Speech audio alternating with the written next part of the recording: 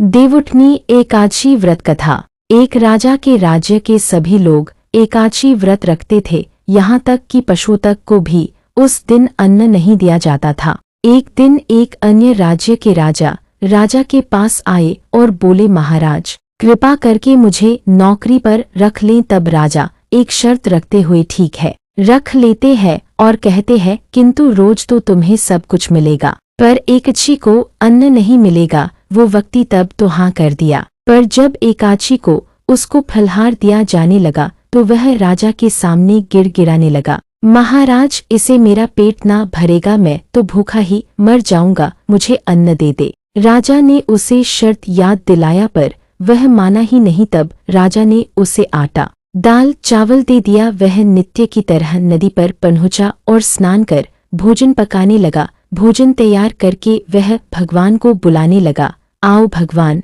भोज तैयार है। उसके बुलाने पर पीताम्बर धारण किए भगवान चतुर्भुज रूप में आकर प्रेम से उसके साथ भोजन करने लगे। उसके बाद भगवान अंतर्ध्यान हो और वह अपने काम पर चला गया। 15 दिन बाद अगली एकादशी पर वह राजा से कहने लगा, महाराज मुझे दोगुना सामान दे दीजिए।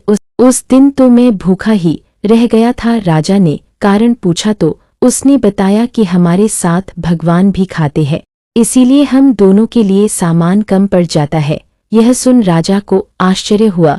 वह बोले, मैं नहीं मान सकता कि भगवान तुम्हारे साथ खाते हैं। मैं तो इतना व्रत रखता हूँ, पूजा करता हूँ, मुझे तो भगवान के कभी दर्शन नहीं हुए। राजा की बात सुनकर वह बोला, महाराज विश्वास नहीं तो आप मेरे साथ चलकर देख लें। राजा एक पेड़ के पीछे छुपकर बैठ गया।